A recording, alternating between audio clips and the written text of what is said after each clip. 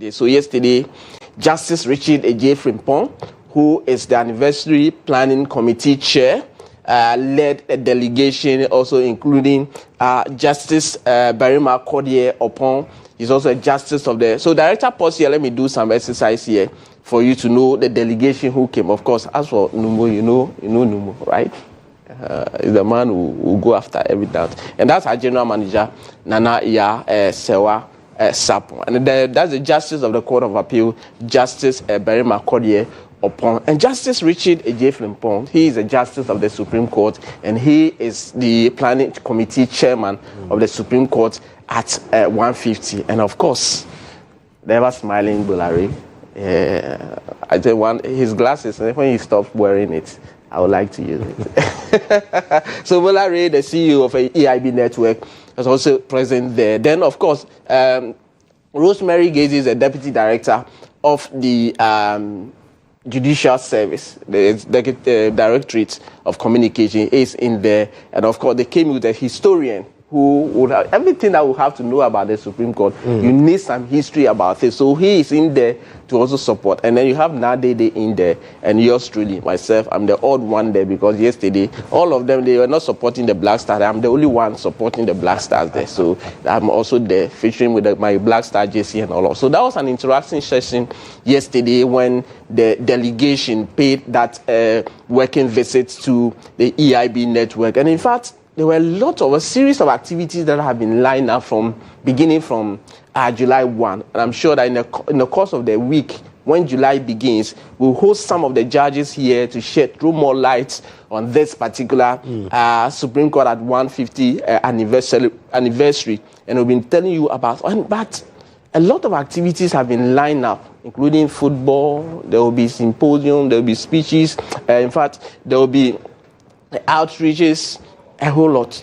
And so yesterday, they were here to share the plan with EIB, to share the plan with Bulari and management, so that management, EIB will play a key role, play part in terms of what their coverage, getting the message out there, and how to make this whole event very successful. Right. And all. So that was the essence with which they paid the courtesy call on the EIB network. And of course, our CEO was there to receive them. But let's hear from Justice Richard Ejie Frimpong when he was speaking at the function yesterday. There's every reason to celebrate the Supreme Court. This celebration is not a celebration of the Supreme Court. I think we are celebrating rule of law, we are celebrating democracy, we are celebrating protection of fundamental human rights. And there is every good reason for us to be happy and build upon what we have. The celebration is on the theme, the Supreme Court at 150, honoring the past, celebrating the present, and defining the future. We think that it's an opportunity for us to look back and take stock, see where we have come from, where we are now, and project into the future. The next 50, 100 years, what Supreme Court or what judiciary do we want to have as a country? So, Justice Richard Ejie Frimpong, Justice of the Supreme Court and the Chairman of the Anniversary Planning Committee, giving us perspective about this particular anniversary. It's not going to celebrate the building Supreme Court and all of that, but we are going to tell you about the rule of law, things that have been achieved, decisions that have been taken to shape the frontiers of our democracy and the kind of rule of law that we are practicing in this country and all of that. But what are the activities that have been lined up? Let's hear from the Justice Richard Ejie Frimpong. There's another lecture to be delivered by the Right Honourable Speaker of Parliament. That is in relation to the Supreme Court and in relation to Supreme Court and Parliament. And he has promised to deliver a lecture. We think that we apply the law, but the law comes from them. And over the years, some of our decisions have had some influence on lawmaking. What we do, of course, there will be sporting activities at the University of Ghana. We want to engage Parliament, media, and other institutions in various games. That's also going to be another wonderful experience. Of course, there will be a climax of the event, and His Excellency the President is expected to grace the occasion. We're expecting some justices of other neighboring countries, chief justices and other senior judges from other neighboring countries. So, Justice Richard A.J. Frimpong briefing Bolare and his team about activities that have been earmarked for this particular function and all of that. So once he's put his issues before Bolare and his plan and what the anniversary is all about, Bolare also has a response. Let's hear from him. It's made up of 7 radio stations and 2 television networks. We are opening our doors to go the extra mile for you. Whatever there is that we should also pick up and amplify, you have total support. So Nathan Kobna Edisi, or Anochi Edisi, popularly known as Bolare. Bolare is a typical kind of people that if you are not careful, you forget about his real name. Because you be used to Bolare. You be used to Bolare. And then it's Bolare and they ask you, so you go for a quiz and I say, what is the full name of Bolare? Then you'll be looking for the B. You'll be found one. Bolare, good morning wherever you are. So that is in respect to this particular activities that have been put forth by the Supreme Court, the judiciary, of course, in relation to how to celebrate the rule of law and the independence of the judiciary and all of that. So there have been a series of activities that have been lined up. And guess what? It starts from the 2nd. Okay. The 2nd, there will be an anniversary lecture at the University of Cape Coast. And the salt will be cut also for a project within Cape Coast. Then on the 7th of July, also, there will be media engagement. So Joshua Kodjo Mensah, in the seat here, you have the opportunity to engage with the planning committee on this particular activities that they have lined up. Of course, on July 11, there will be health walk and floats in Accra and a legal outreach where lawyers will be dispatched throughout the communities to some of the market areas to go and engage the people directly with the people. Let's share what the law is saying and then let's get the feedback from the people. The law is always about the people. Then, of course, on the 12th of July, and the question that I ask you, they may ask you what's the full name of Bolare. What do you know? Maybe they will have to put you on that particular show and they ask you questions. What do you know about the judiciary? Then, of course, on the 15th and 16th, activities will be held in Kumasi in relation to this particular program, anniversary lecture and outreach, and this one will be in Kumasi. Also on the 20th and 21st, there will be a moot court ceremony in Accra where there will be a dummy of things that happen within the court so that not everybody is aware how the Supreme Court, the judges deal with issues when it comes to court. A few times we have seen few of them on television, but apart from some specific cases, you do not see that much. Then on the 23rd of July, the anniversary lecture in Accra will also come. Stakeholders will be engaged. 25th of July, there will be sporting activities, and that is where Joshua Kodjo Mensah, if they invite the EIB, I will insist that you feature, you play some of the match because you need to have experience on the football pitch to know how to play football. Then, of course, it's not for everybody. It's not for everybody. Yours is to watch and celebrate. Okay, we'll hear. Then 29th of July, there will also be a verbal climax, and of course, there will be a dinner on the 30th of July and an award ceremony. And guess what? 31st of July, which is a Friday, will be a Thanksgiving. And guess what? 31st of July, one of the Thanksgiving ceremony comes off, then they break for the legal vacation. But of course, there will be vacation courts that will be sitting and all of that. And EIB, as you heard Bolare said, pledge support for the Supreme Court at 150th anniversary. And all the activities will be there, cover them, and I will share what the Ghanaians know what it is. So this is where you have to be in respect of the Supreme Court at 150 celebration. Absolutely. Mutala, what next? Gift your worry. National Service. Gift your worry. The National Service ghost name scandal in terms of how he's said to have secured some loans using quote-unquote ghost names to secure the over 6,000 names. We are told that do not exist. She's facing trial. Prosecution first witness is in the witness box. Yesterday, Mr. Gilbert Sebe-Yeboah was subject to the concluding part of a cross-examination. Effectively, what I'm telling you now is that he has been discharged from the witness box. Discharged from the witness box means that the evidence that he has for the court, he's done, and then he has been discharged. Go and sin no more. But he has not committed any offense, so he has not sinned. I said, go, bye-bye. The court is done with you. Moments after, lawyer Gary Nimago signaled that will be the conclusion or the concluding part of his cross-examination. He doesn't have any more question for the witness. And per the proceedings, prosecution will call their witness.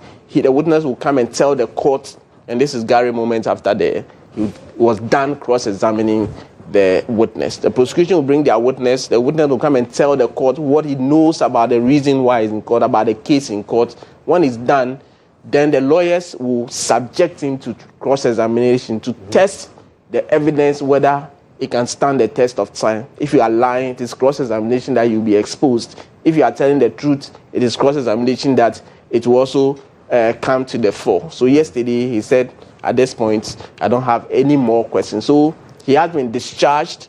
He is the head of commercials at ADB. And then prosecution is to call their next witness on Monday. And guess Monday's date? 22nd of June. 22nd of June, this case will resume. So that will be all for court today. Fantastic. Kodjo Mensah. Mutala, thank you so much for helping us with court today. I will now take our video of the day, right after which we'll also be looking at Inside Out. Stay with us.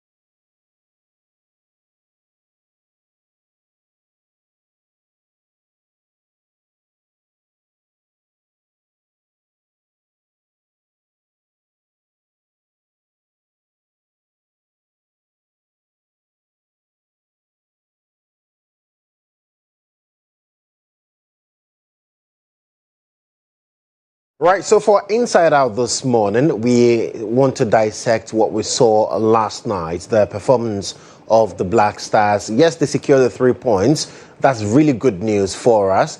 But then for those of you who watched, a lot of people have said that throughout the match, they saw more urgency from the Panama side as compared to the Ghana side. And we've been joined on phone by Daniel Odro. He is a sports analyst. He would also share his perspectives on the match we saw last night. Daniel, thank you so much for your time. Hi, Joshua. Good morning. I hope you're doing well. Thank you for having me. Yes. I haven't had much sleep, but yes, I'm doing well. Yeah, we are all suffering for the Black Stars, but it's the passion we have for the game. So let me pick your opinion or your perspective on the match we saw late last night. Well, it's a game I would describe as a game of two halves. I think in the first half, we football analysts will say the Black Stars gave the Panamanians a lot of respect, or maybe too much respect. And I think maybe they were a bit cautious in their approach. And so it didn't look like a very coordinated first 45 minutes of the game. But a lot of that changed in the second half.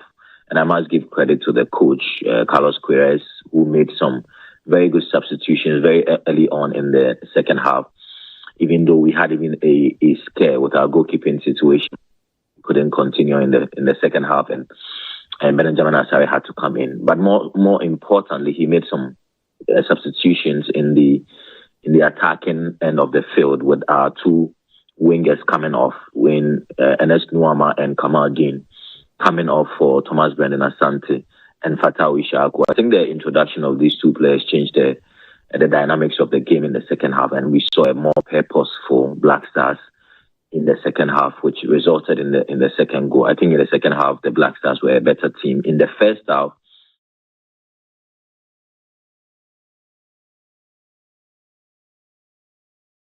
about the first few minutes of the game, they had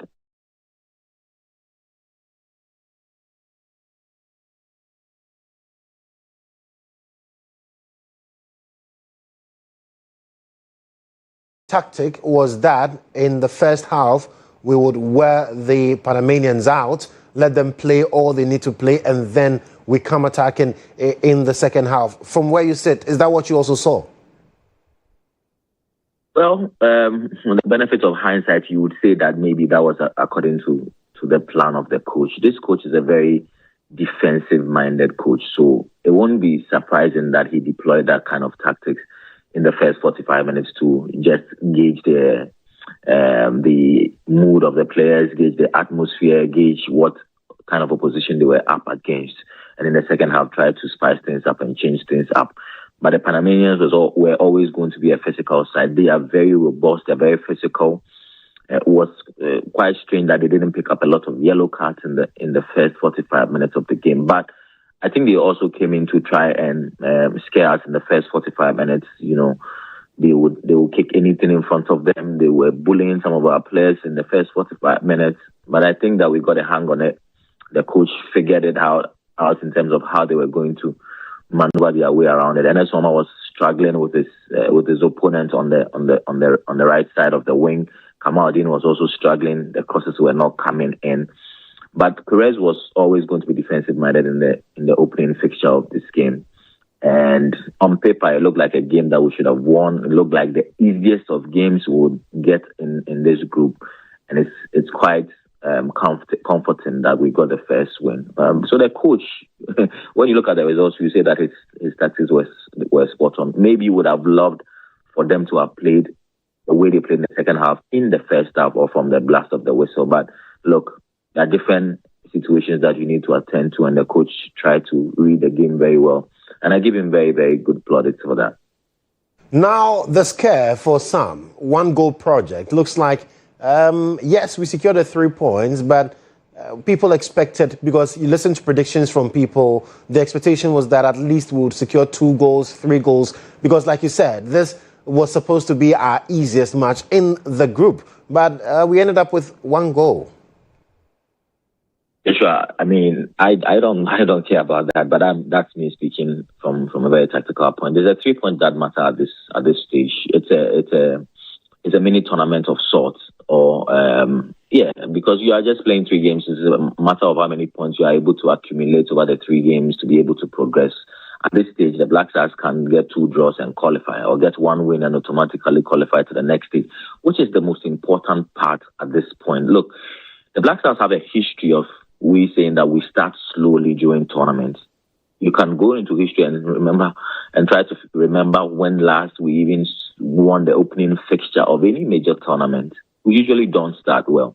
So for these players to be able to grind out a 1-0 victory in the dying minutes of the game is very commendable, and I will take it every day, all day. If you ask me before the game whether the scoreline would matter to me, no, it didn't matter to me. Don't forget that this coach has been in charge for barely 2 months, and he's not had a major friendly game since he took charge. The friendly game that we played before the tournament started, he wasn't in charge. He had to, take an excuse to attend to other urgent matters. So he's not had enough time with his team. And he's a defensive-minded coach.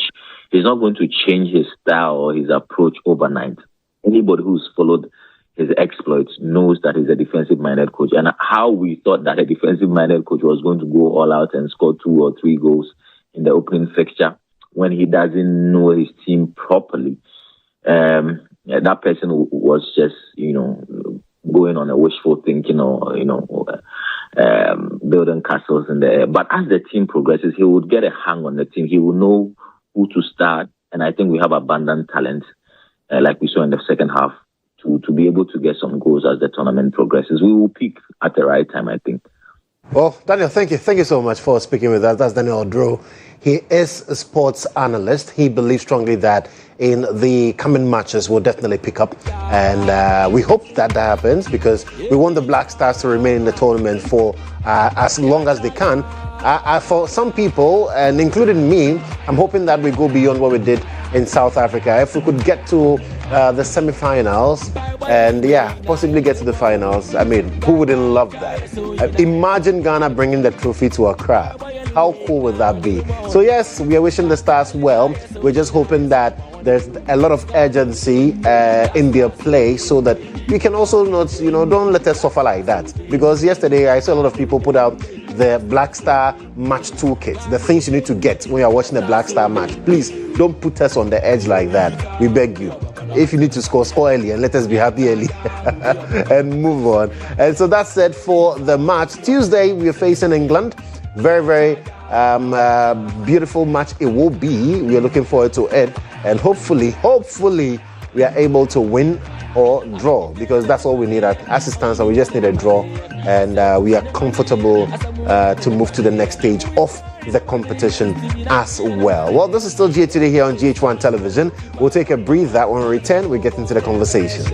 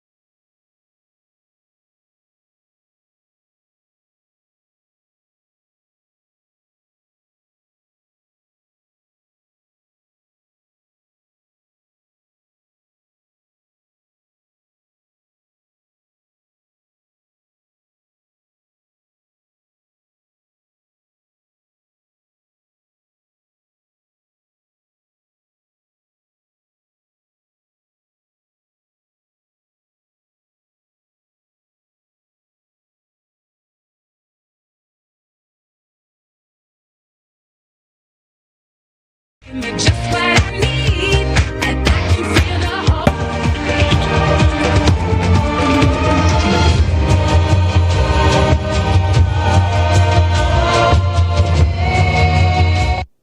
it's time to get into the breakfast review, and this morning we've been joined by Andy Akufo, who is a member of the NPP's communications team, and he's here with Roger T.D. Wills, who is also a member of the NDC communications team. Gentlemen, welcome. Thank you. You see, today, if you ever see anybody who has so much energy, the person didn't watch the match. But Andy, how was it for you when you were watching the match, watching the Black Stars with Panama? 38% they Charlie, that's bad.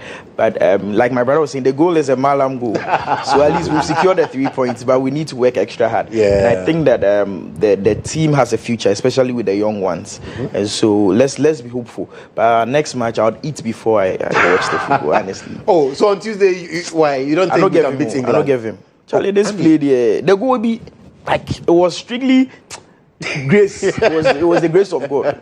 It was just Uja fire. It was just the grace of God. It was not as a result of any tactical play. 38%. It looked like we didn't know what we were even doing on the field. It looked like, okay, so they didn't even know each other. Kobo. Charlie, no. Roger, were you excited when you were watching the match? Oh, as a matter of fact, I was excited as a Ghanaian, seeing Ghanaians play in a national color and display not just their football tactics or techniques, but to display an identity that the whole world will see. The representation of a Ghana we have always preached to the world. But then, you know, what they played on the field, you know, as a team, over the period, we've had someone had control over the pitch. Like over the team, having either a captain or one single player that would want to coordinate the affairs of the team on the pitch, instructing who or correcting the mistakes and stuff. We didn't have this in yesterday's game. I think Jordan, who was captaining the team, didn't do a yeoman's job. As a matter of fact, I don't think he should be part of this team. He doesn't have the energy. Oh. He doesn't have the I'm serious. He doesn't have the energy and the stamina to go for this championship. As a matter of fact, I think Asamoah Gyan is even fit for this game more than Jordan. And then over the period, his play has consistently been inconsistent. You know, when he stands on the ball, he wants to fall. Like it is his nature, so that he will get a foul. But we are not playing that kind of 1943 I football. remember there was one time he fell. I was so pissed at him. Yeah, I'm sorry. There was a ball he could have just gone. It's a one-on-one. He could have just gone, but then he just fell, hoping that they will give him a free kick or a penalty. It doesn't work that way. We need people to come out and die for the country, people who play with passion.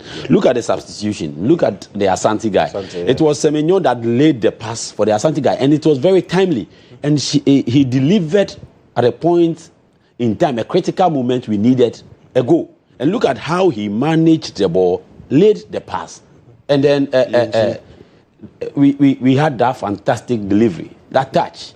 So I think the team has a very energetic and young guys there. There is a future for the team. But then I don't think Jordan should. He can join the technical destination and advice. But then you want Jordan to retire? Oh yes, absolutely. He shouldn't play the match again. Trust me. I like him. I like the Ayew brothers.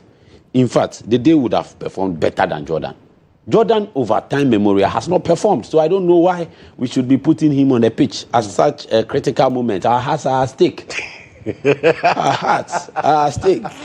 What? As a matter, yesterday, last night, I think when they added the extra time, all the guys, we came together and with Kofi Kennete's song, Fire, Oja, Fire, Oja, Fire, Oja. We were just praying.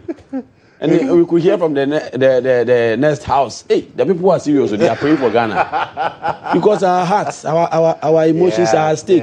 And we shouldn't be thinking that 3 points can make us qualify. I heard on air today, this morning, while we were driving here, with this 3 points, we can qualify. Yeah. If everybody gets 3 points, look at the number of goals. Please, that mathematics, we should stop. we like to forget about the football on the pitch and then use our calculators and do permutations. Okay, so if this one is draw and then we have our 3 points, okay, so we have 1 goal. If we win our next match or draw, make it 4 points. Okay, if we lose the next match, we have 4 points. We might pass. Goodness, Charlie, just score. Survival. Just score the goals. They shouldn't try that with us, please. Tuesday. No. Tuesday. We want them to deliver. You see, and hopefully, Pate will be playing. Yeah. So I think we would have someone that can command and instruct the boys. That's what we don't have. Yeah. We don't have you didn't see leadership on the pitch? No. There wasn't any leadership on it. In fact, the captain himself doesn't deserve to be a captain. I'm speaking from my perspective. Right. I don't have any banter with him because I use from the legendary play of their father. Yeah. And then the skill that Dede displays. You see, I don't know why we will go for the housing of the phone when we can get the phone itself. So, Roger, what's your prediction for Ghana, England on Tuesday? Okay, Ghana, England. Looking at the nature and the nature and the tension behind the game, I think a draw would be something that we should be looking out for. But if along the line we get one miraculous Agbalago like this, who are we? We will say hallelujah. Right. And the best we will be going for is a draw. Right. Looking at the destiny, or unless God wants to punish them for Pate's issue and decides to give Ghana some 2-3 goals. And you know, that's what we'll take. Yeah, but we always play with 12 players. God is always part. Of course. The Ghana Black Star. Andy, what's your prediction? Draw. At best, 2-1, but 1-1 draw. Okay. 2-1. Well, we'll see how that goes, and you can also bring your predictions in, and let's also get to rally behind the Black Stars, because yesterday, you know, for some time, I knew that the love for Black Stars had dwindled. But yesterday, almost everybody I met... As at 11 p.m. starts. And then in town, it was as if people were selling in town. And it felt like a Friday night. It's like... on a Tuesday. Tuesday night. That's why our roads are clear. People ate kinky. Yeah, yes. 11. Yes. Yeah. At the AstroTurf. Yeah. Me, I didn't get some. Have lost. That kinky will be on the market this morning.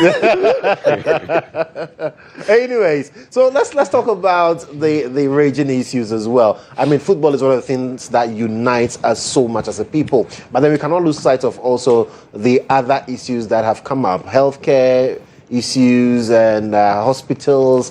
And Andy, what's happening with your party? Okay, so everything is okay. It's just that, quite recently we've been discussing the Afari military project. And then I think that the party is in a right direction, because the truth is we need to see the hospital running. Because when we were leaving office, it was around 97% complete. And so personally, I think that we should see the institution working. Because the truth is, if you go to Kumasi, and then especially looking at the Konfanochi CEO's issue, if we have enough hospitals in Ashanti region, that is being fixed. Because if you look at even the thread there, Agenda 111, and if you look at Oforikum Agenda 111, it's about 99% complete. So if this government can finish up and then operationalize it, I mean, it is in the best interest of the country. Because personally, I think that the health sector is in crisis. And so they are in power for 16 months and they need to fix it. And Kennedy, Japan is asking, you were in power for 8 years. What do we do? If we look at the bigger picture, let's look at this project, this particular ferry project. It started under Kufo. I mean, the agreement was signed in 2008. And that was just last year in government.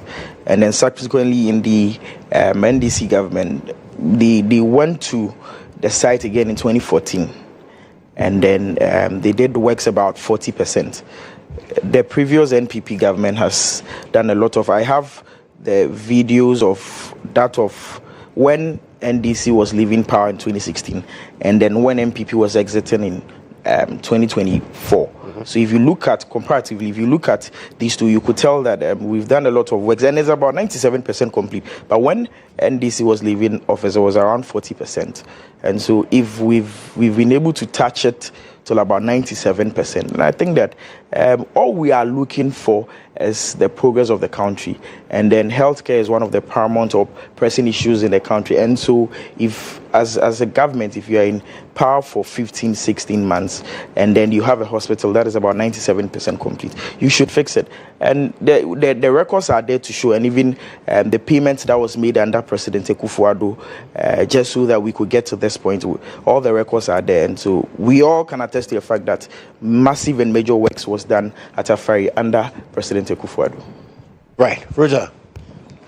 Yeah, my brother. It's wonderful listening to him and then hearing him throw tantrums to the eyes of our cherished listeners. I'm not surprised. But then from where Kennedy Akufo-Addo Japan sits or sat as a chair for both the Defense and the Interior Committee, and he exerting his views on their performance, stating very clearly that they actually added nothing, looking at the years they've sat in office, and we coming to take over 2025. He made mention that the project started under Akufo. Yes, the agreement was signed in 2008. Yes, it was signed, yes. But the project commenced 2014. in 2014. Which was under administration. I mean, we kickstart the project. We kickstarted the project. So, point of correction, we didn't go to continue the project on site. Signing an agreement as part of the signing. No. Signing an agreement. If you are giving admission and you don't go to school, you are not a student. No, you still have the admission. If you are giving admission and you don't go to school. You see, if MPP are no, you jot your point. Let's do the honorable thing. Let's do the honorable thing. Let's give the listeners a very wonderful show.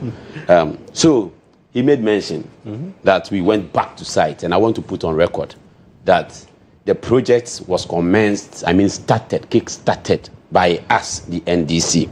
So if there is anything to go by, they should appreciate the reality that even the funds coming in was our handwork. Signing an agreement is a different ballgame. Making sure that the funds are received and projects are commenced is a very delicate and important step in the project life cycle. Now, he also made mention that when we were leaving government, the project was 40% complete, which is a blatant lie. As a matter of fact, the contractor stated clearly with emphasis that the project was 90% completed. The project was 90% completed. When the NDC was exiting in 2016? Yes, when the NDC, the project was expected to be completed entirely 2017. And 2018 should be operationalized. That was the lifeline or the timeline given to the project.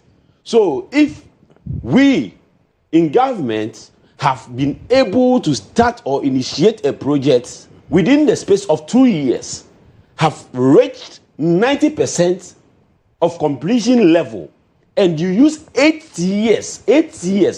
solid years, you couldn't add any significant milestone to the project, and you sit here and say 97, that means that for 8 years you added only 7% to it.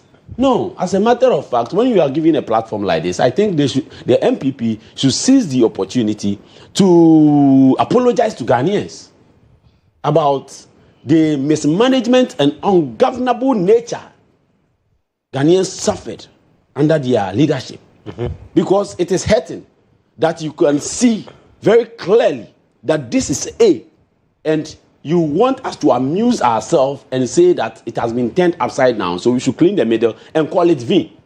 Now, the chair of the committee for both defense and interior, who is an overseeing leader to that project, tells you that we have handled this issue abysmally. We have not performed. We have not delivered to the lovely people of Ghana, so they don't have any moral locus. This is not coming from a party communicator in the opposition.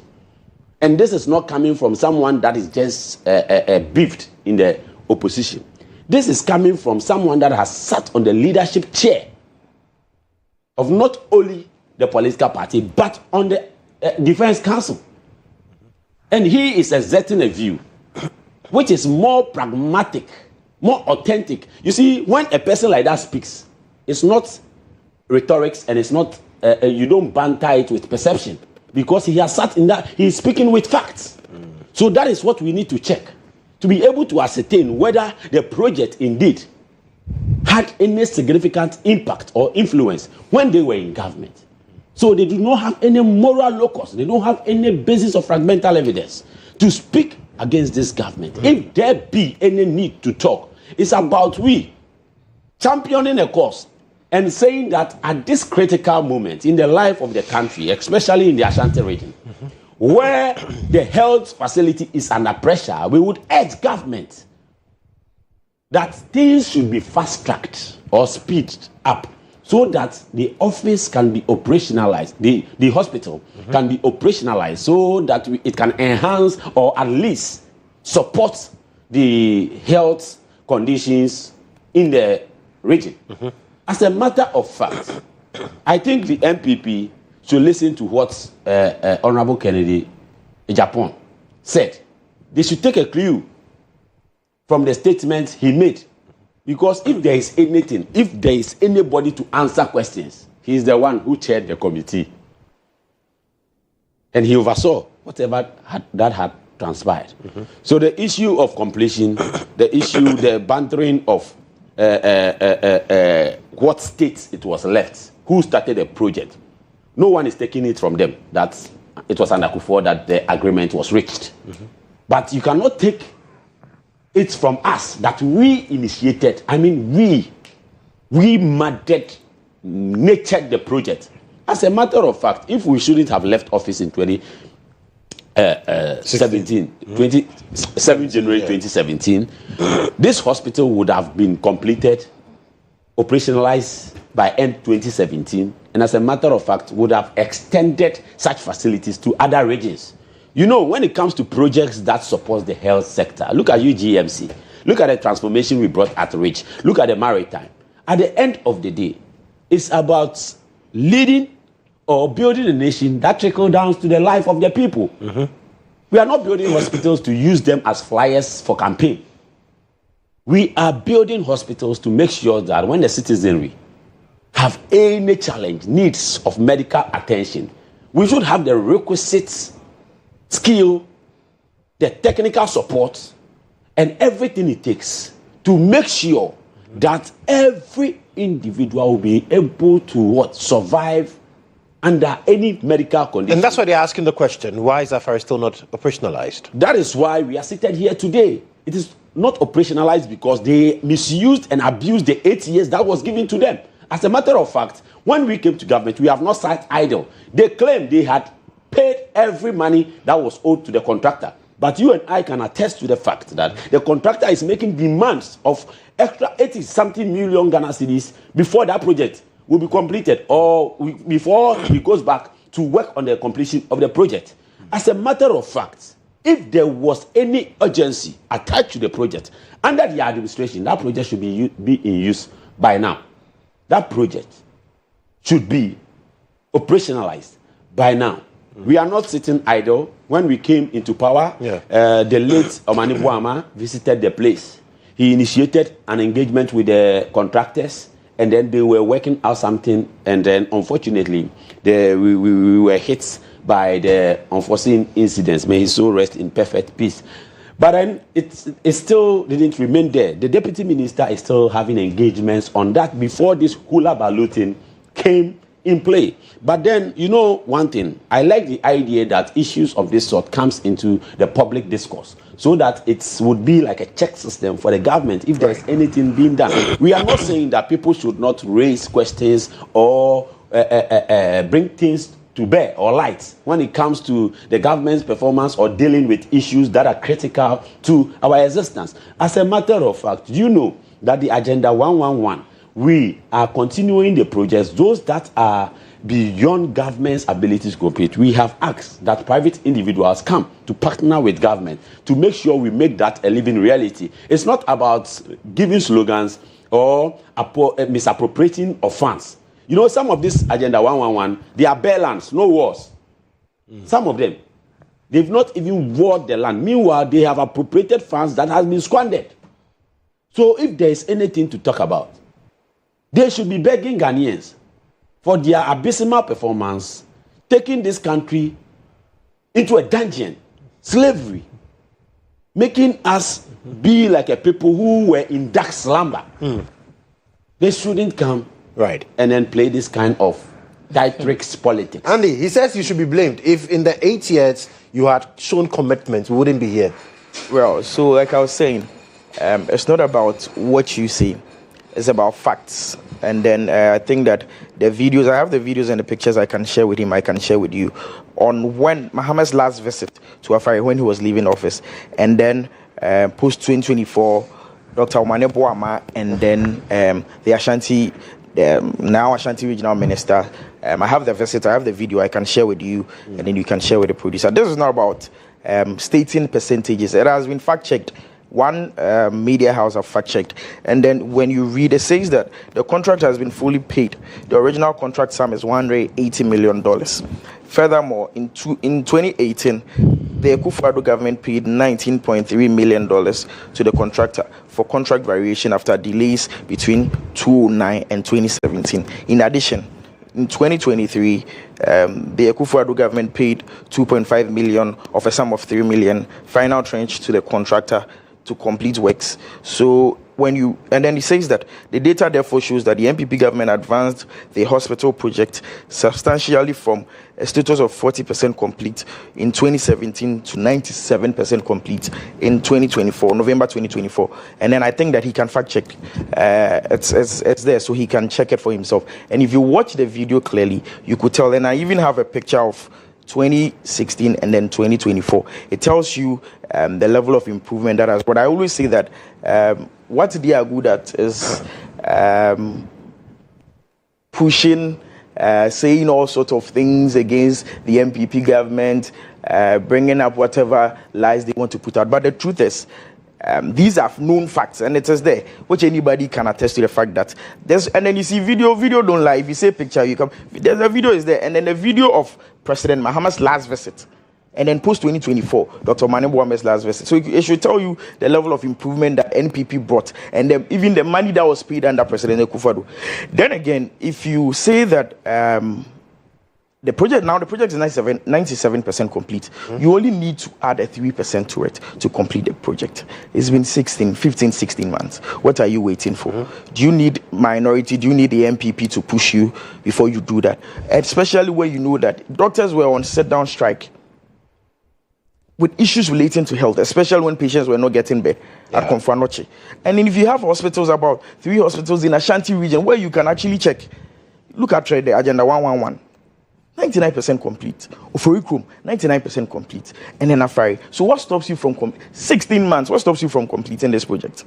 And you sit here and say that Ghanaians are supposed to put your government in checks, especially when your minister is a clear failure. I mean, I always say that these are leadership issues, because you look at where we are. Yes, look at where we are as a country, and we are still facing these issues. Well, where you know very well that in that same regions, you have about 3 hospitals that are about over 95% complete, that you can complete just for the interest of the citizens. And you know that healthcare is one of the major and then critical issues in the country. In fact, everybody should have access to free primary healthcare. And so if you have these hospitals that you can complete for our own citizens, for Ghanaians, for all of us, for you and I, anytime we are not well, we can go to the hospital and feel safe. And you don't do it after 15, 16 months in government. And you sit here and then complain about it. You see, what he needs to understand is that we all have a role to play in making the country a better place for all of us. That is why you would see leaders of the country moving out to seek medical care and all of that. But if you have these hospitals being operationalized, some of the treatment, you can get them here. And so I always say that you don't play even the politicking around healthcare. Sometimes it's a problem. So a contract was signed from 2008. Usually, they sometimes I always listen to them, and it looks like they don't even regard Prof. Mills' administration. How so?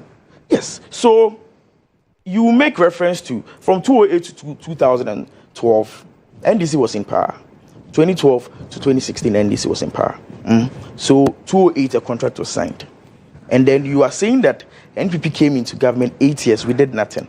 From 2008, you went on side in 2014. 180 million was paid. Now, 2014, it was supposed to be completed in 2017 and then 2018.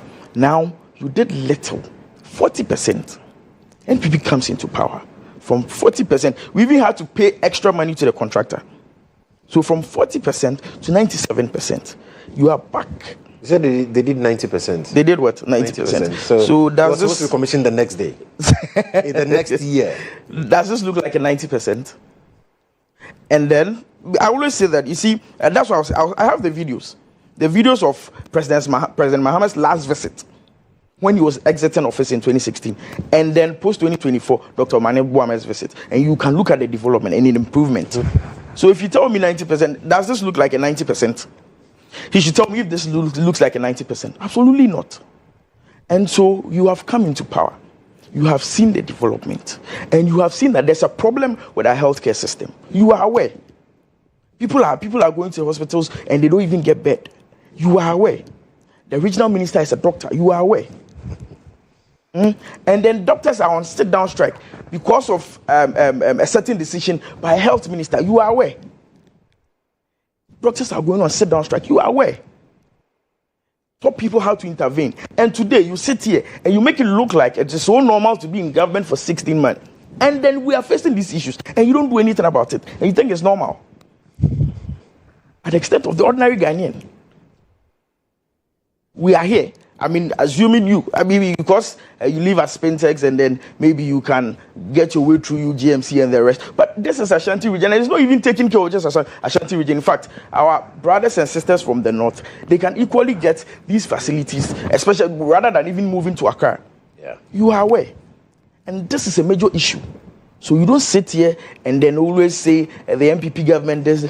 The truth is we don't do politics with our healthcare system, because it affects you and I.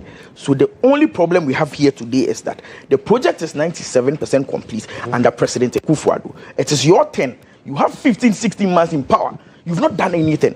But yet there's a problem. So fix it. You don't come and sit here and tell us that you did A, somebody did. We fix it. That is why you are in power. I mean, putting all other issues aside, you are in power. And you know that there's a project which is 97% complete. What are you waiting for? You know Agenda 111 thread is about 99% complete. What are you waiting for? You know for ICROM, 99%. What are you waiting for? You come and sit here and then tell us that somebody took it from this point to this point. The facts are there. We know you took it to 40%. We took it to 97%. Those are known facts, but put them aside. Now let's discuss. What are you doing now? 15, 16 months. What are you doing? Right. Roger. Yes, my brother. He's asking the question. As a matter of fact, I feel sad for him. Why do I feel sad for him?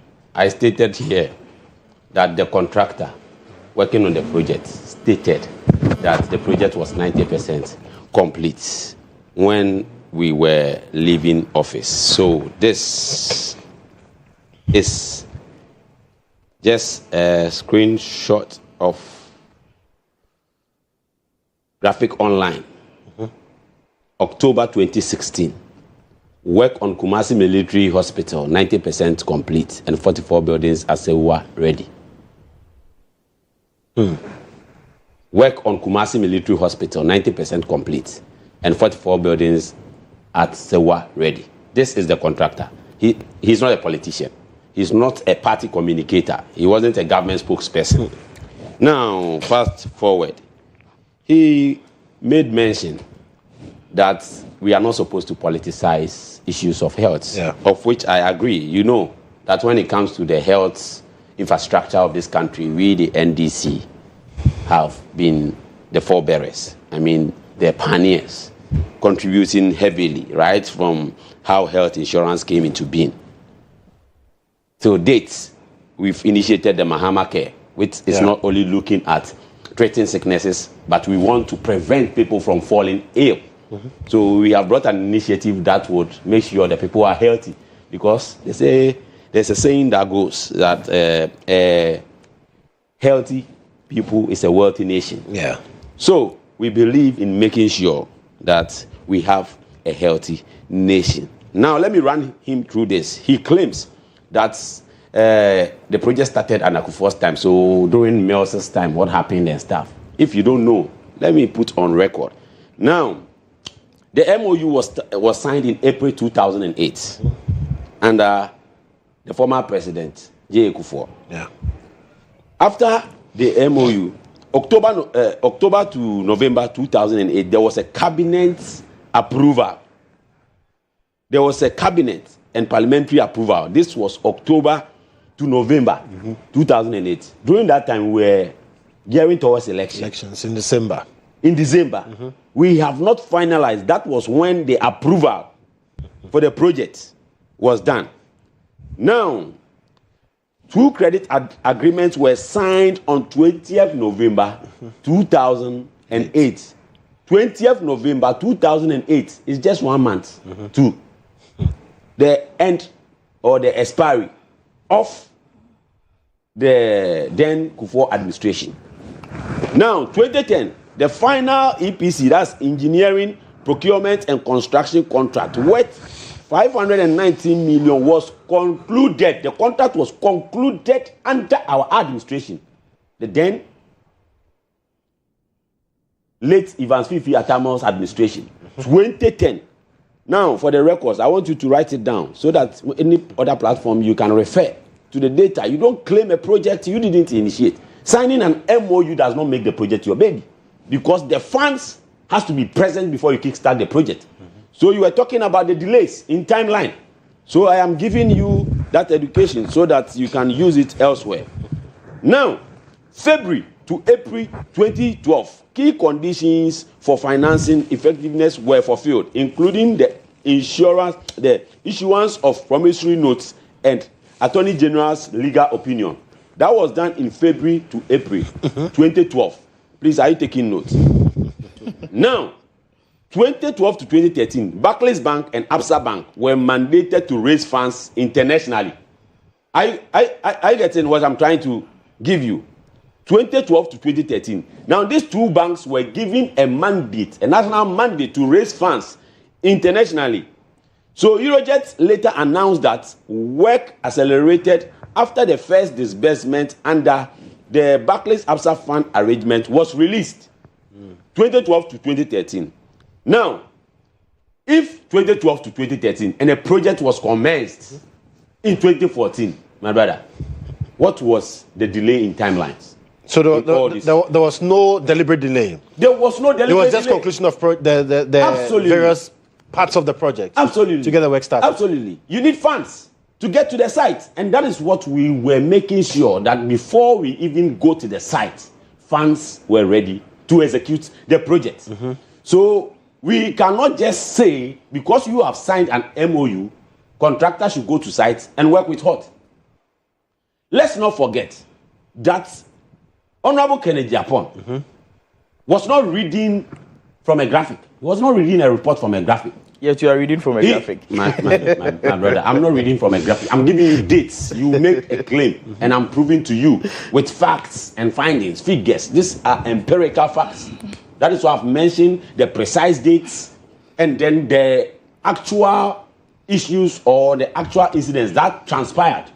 So take the dates, go and cross-check, research, and come again. Now, as I was saying, Kodjo Japan was not reading a daily graphic or a newspaper. Yeah. He sat as a committee chair, and based on documents that has come before him, he said he's not going to do politics with a national issue that was very critical and sensitive. He will speak as a Ghanaian, and he has spoken as a Ghanaian.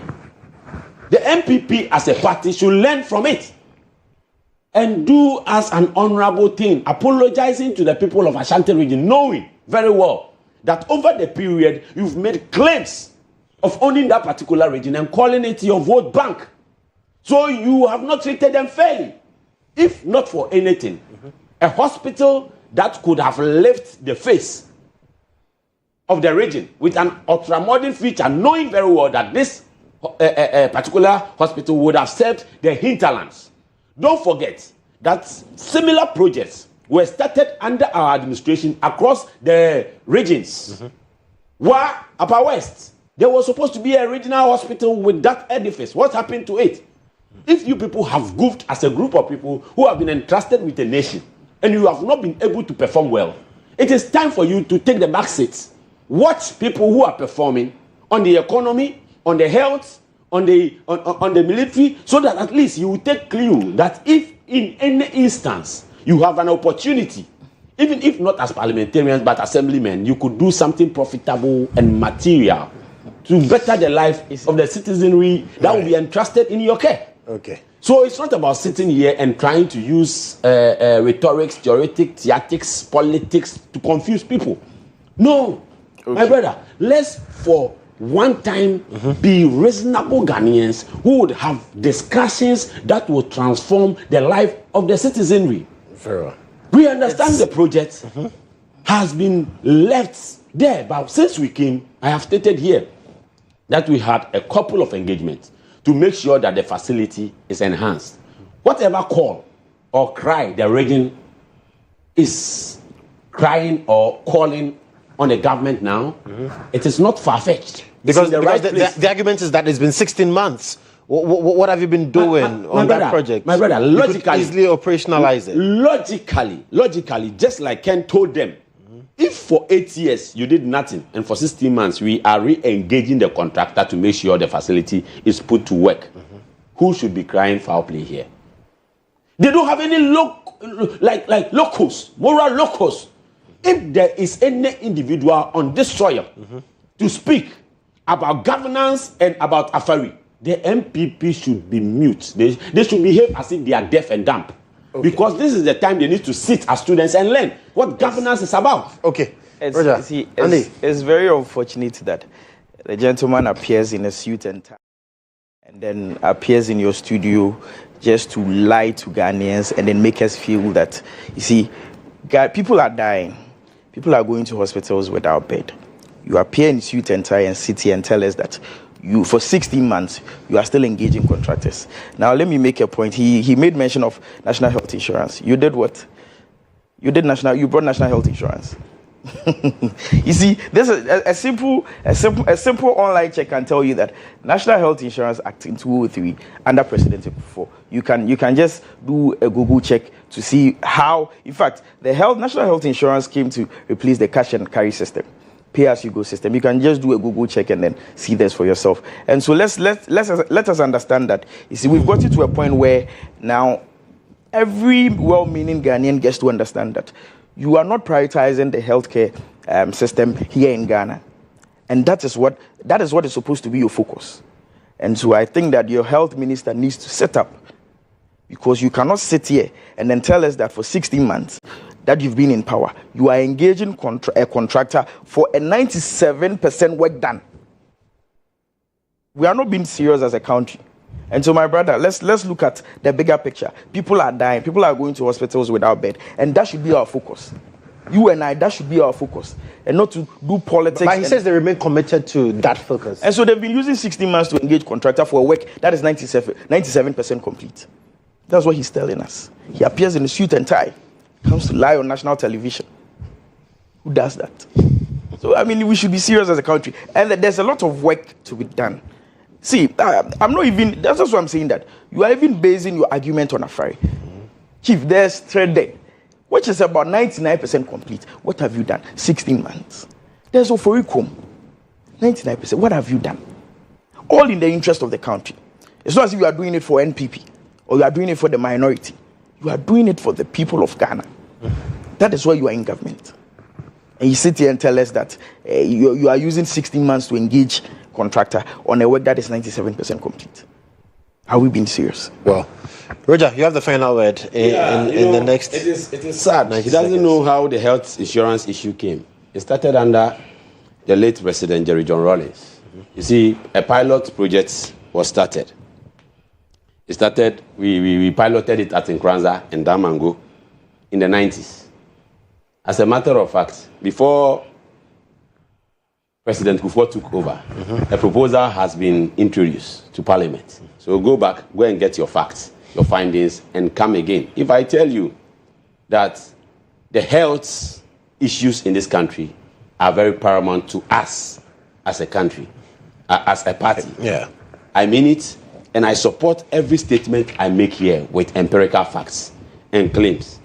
So, my brother, as I told you, if there is anything to go by, I've mentioned the pilot program was started in Damango and then in Nkranza in the 90s. So you can go back and then check when these NGOs were partnering with the government to make sure we have this community-based health insurance. It's a process that was supposed to grow from one stage to the other. So after your findings, do ask the honorable thing to correct yourself. I will not say you have come to lie, but then you have thrown tantrums out there. So correct yourself and then come with empirical facts. As I have always said, we are committed in serving the lovely people of Ghana. Right. We have always been the forebearers of the health space. Honorable Minister Akando is doing a fantastic work. He's up to task. He goes to the hospital to even make sure, first time, that we have a certain minister trying to randomly visit facilities to make sure that the health needs of the people are well catered for or cared for. But one thing stands out. Just look at the way we treat the health projects across the country and what they did. It is so clear. Ghanaians are the ones passing the verdict. I'm not saying that people are not sick. Even look at the initiative that we brought, the Mahama Care. You and I know that your mom was home, but they went to check up on her. You and I know that old woman, we don't want her to fall ill before she runs to the hospital to put pressure on the facility. So we are saying that we are deploying people, a strategy that would randomly, regularly come check up on people, give the necessary medical advice and medication to make sure you don't fall sick, to pressure the government. So these are initiatives that do not only enhances the health sector, but brings transformation to us as a country. Okay. But once things stand clear, we will make sure AFERI is operationalized. Okay. It is our Andy, I'm sure you're happy. He says they would make sure that. No, we will make sure. I just hope that they don't use another. You sat I just hope that they don't use another 24 months. You sat in government for 8 years. I hope that they don't use another 24 months to review what the contractor has my brother. By the time you realize they'll be exiting in 2020. But Roger, do you have any timelines whatsoever? With issues of because I remember that the health minister Akando, when he was the ranking on the health committee, he went to AFERI. Yeah, he went there. And then recently the minority have also gone there. So it looks like it's both parties agree that it's very important. But you see this thing, the rationale and the logic I want to draw out of this. If a government 2 years having the funds, have been able to complete the project up to 90% and hand it over for you to stay for 8 solid years, just 10%, you claim you've done 7%. You claim you've done 7%. If we are going by that, 2 years someone does 90%, 8 years you do 7%, just do the math. Even if you were discussing 90%. Even if you were in the university, you don't even have a pass grade. This is way below a F. You will get something like Z or Y. 7% performance. 7% for 8 years. Now we can for 16 months. We are saying that we are still engaging the people you abandoned on the project, the contractors. Just a couple of weeks ago, a couple of days ago, they've made certain demands of funds.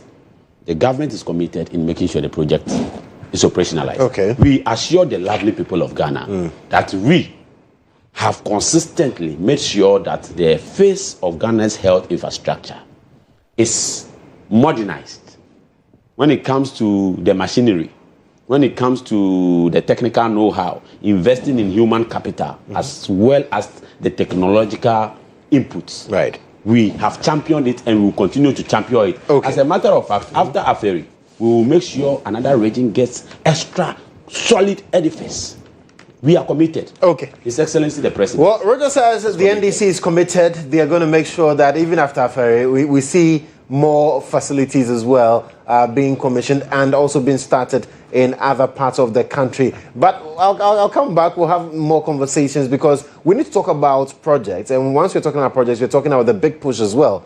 There were concerns raised that, well, there were a lot of sole-sourced projects under the big push. I remember the roads minister himself going to the grounds, very unhappy with some of the contractors. In fact, he says some of the contractors, the way things are going, they would have their contracts reviewed, withdrawn, and all of those things. And so there was some level of investigation conducted by the committee, an inquiry committee, into these matters. Now, they've come out with their reports, basically saying that when you look at the big push projects, nothing untoward has been done there. We'll talk about that briefly. But we are talking about the World Cup. We are in the World Cup season, and it's not too late for you to go to the World Cup. Yes, that's possible because the Black Stars World Cup support raffle is ongoing. So you need to pack your bags and get ready.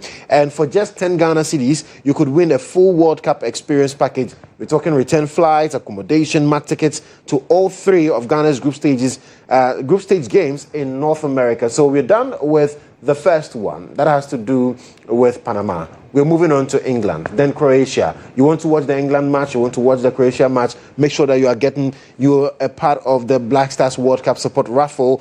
And there are also daily consolation prizes too. Cash to your mobile money wallets, autographed Black Stars jerseys, VIP fan pack tickets, airtime and data bundles, so much more. Now, every ticket you purchase, listen to this, for 10 Ghana cedis, it's a vote for the Black Stars.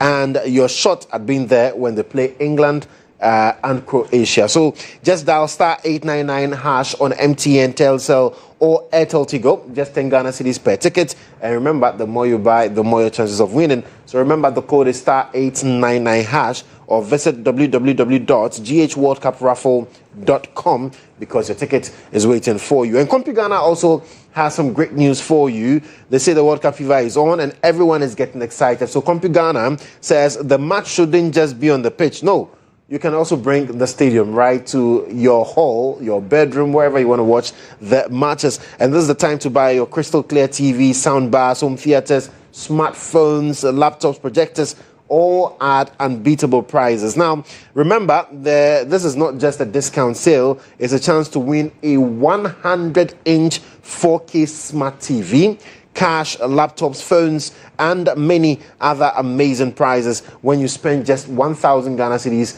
at any of CompuGhana's showrooms or more. Rush to any CompuGhana showroom or shop online at CompuGhana.com. Just call 0302-752020 or WhatsApp them on 0243-143-143. CompuGhana Gold Rush Season, the ultimate football experience. Now, let me come to you, Roger. Let me start this with you.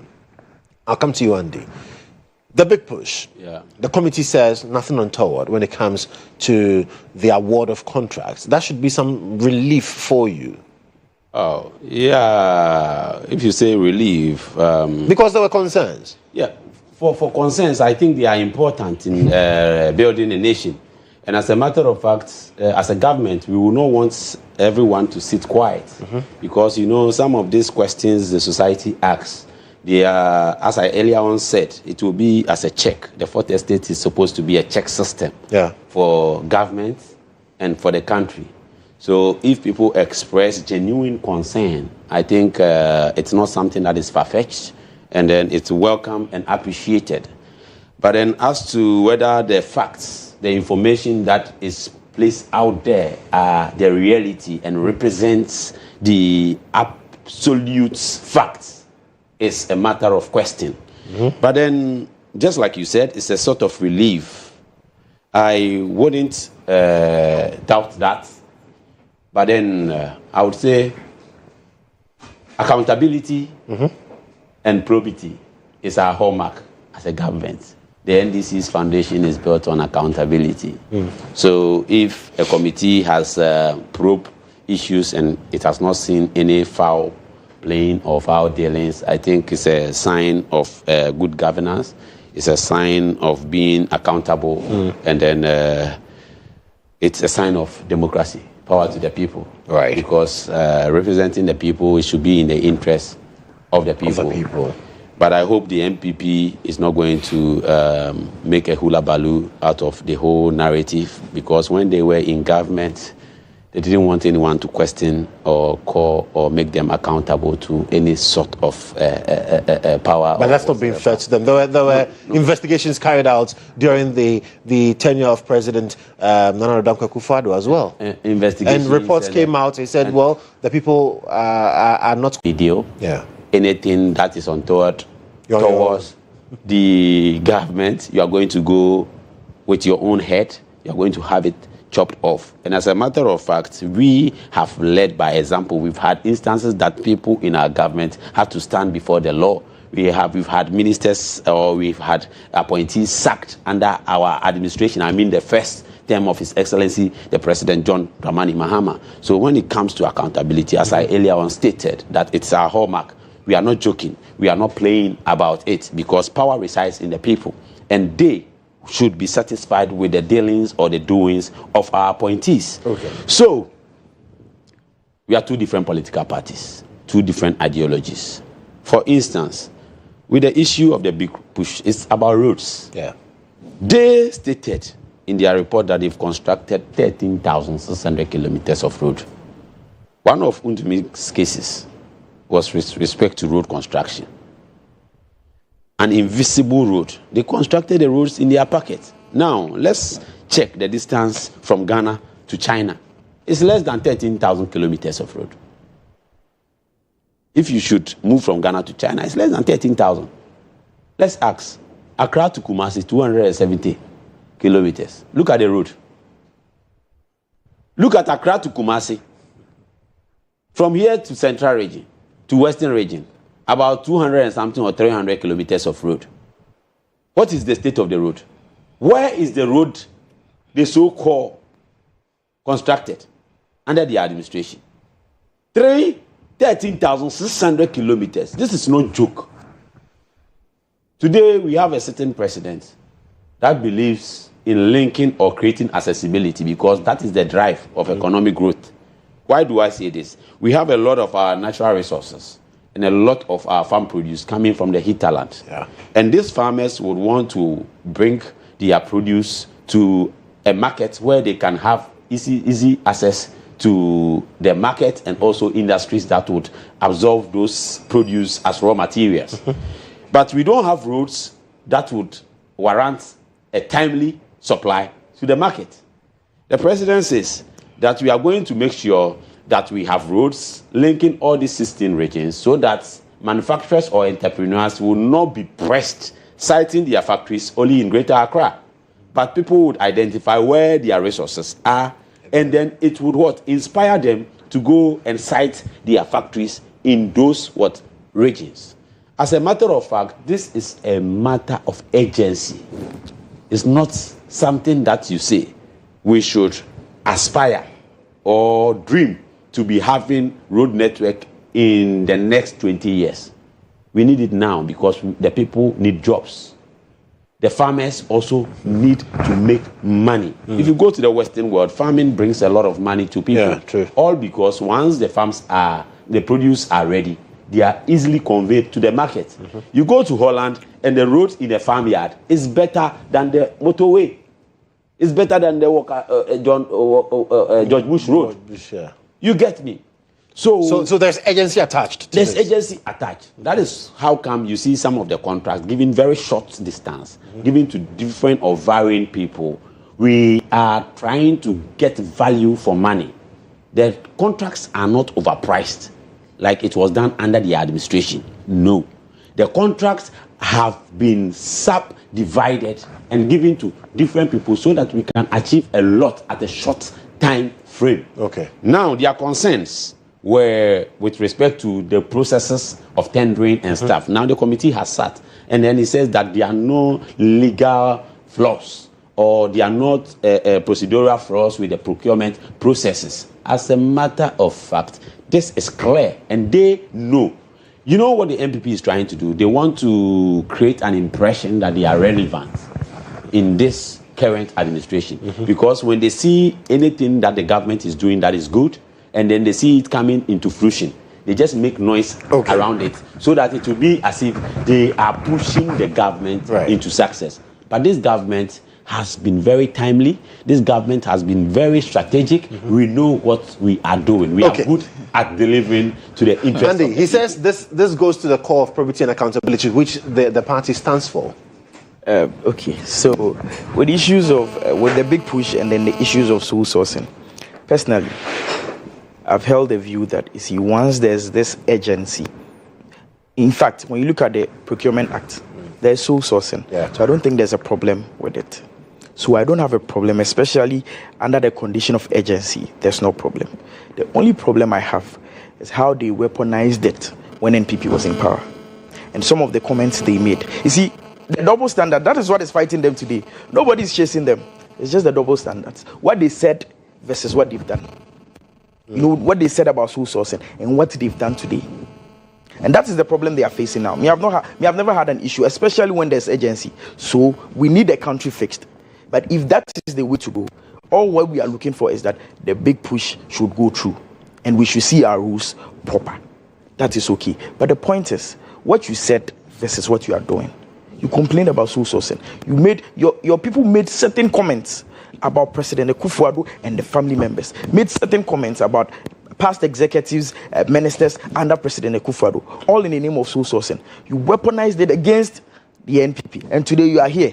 You are equally doing the same thing, but you are justifying it yourself that, oh, there's nothing wrong with it. But who has complained there's something wrong with it? It is your own people. What you, as the things you said. See, it's just a clear example. I always say that, you see, before President Mahama coming into office, Ibrahim Mahama was a businessman. Yeah. He's been running his business. I've never had a problem with Ibrahim Mahama continuing his business when his brother is president. But it is what they said when NPP was in power. Even what President Mahama said. And that is what is chasing them. So what we are seeing today under the NDC is just NDC fighting NDC. Double standards. Accountability. That is the only challenge we are facing here today. Because if you come and tell us that NPP, most of the contracts were sole sourced, and then they are raising money to fund a political campaign and all of that, and you come into power and this same sole sourcing is what you are doing, then what are you telling Ghanaians? I mean, I'm sure Ghanaians are going to be the best judge of this conversation, especially when it comes to sole sourcing. Because you and I know that as a matter of urgency, we need our roads fixed. We did our part. You are in power. I always say that government is a continuous process. We've done our part. You are here to continue from where we left. And so if you think that that is the way to go for us to get our roads fixed, so be it. But what you said is what is chasing you. You've gone to you decided to set up a committee, brought a 72 pages report just to justify whatever you are doing. Who is chasing you? You are chasing yourself. You see, that is the bottom line. Just like the Ibrahim Mahama case. Nobody, he's a businessman. And if his brother is president, he should still run his business. Because he was doing his business before his brother became president. But it is what you said about President Akufo-Addo. Even what the then opposition leader, President John Mahama, said. And that is what is chasing you guys. And so you don't politicize everything. When you know that there's a country to fix and this is the way to go, we should all follow and make sure that we achieve whatever we are looking for. Because at the end of the day, we are all working in the interest of the country, just to make Ghana a better place. Even though we understand that when it comes to the economy, NPP is better handlers of the economy than the NDC. Even though we know that, in fact, Ghanaians have even regretted voting for NDC. We know. And then you see, and there's no, the truth is, as we sit here today, I am 100% confident that on 7th January 2029, Dr. Alhaji Mahmoud Bawumia will be sworn in as the President of the Republic. And he knows, because they are not doing they are not doing anything. What are they doing now? 18 months engaging contractor to just one hospital. That's what they are doing. What have they done ever since they came into power? What have they done? So they're building roads. What roads? You look at the road minister is going wrong. So look at the things he's saying and the things he's complaining about. It's because they even gave it to their own people. And that is why they cannot even fight them. You go to a site and then the contractor would get to know that, oh, minister has come. He rushes things to the contract site. He rushes things to, but they are not doing anything. And minister, after the engagement, after the engagement, what has been done?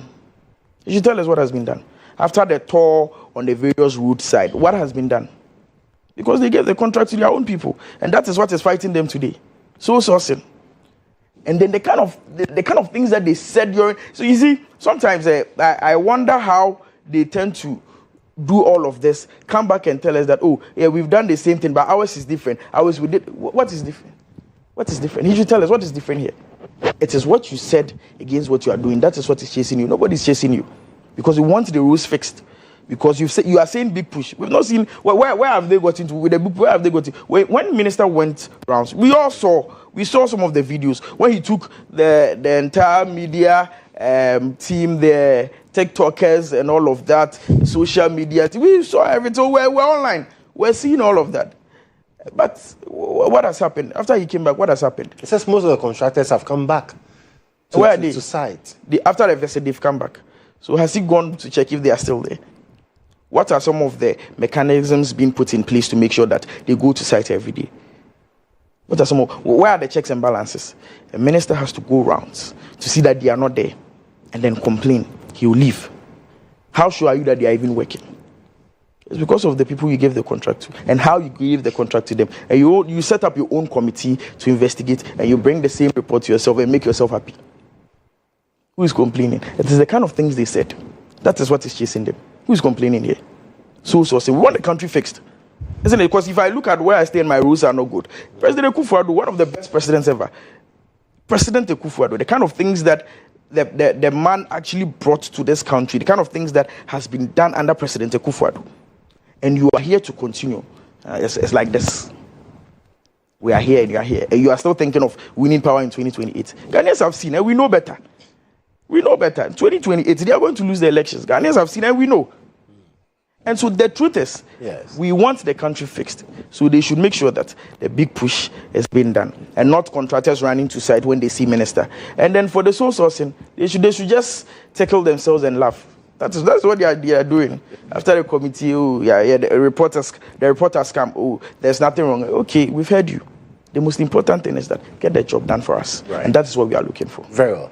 Well, we'll take a breather now. When we come back, we'll have a final bite on this matter. Then we'll talk about the fact that, looks like you're not doing too well when it comes to the peace index. We'll be right back.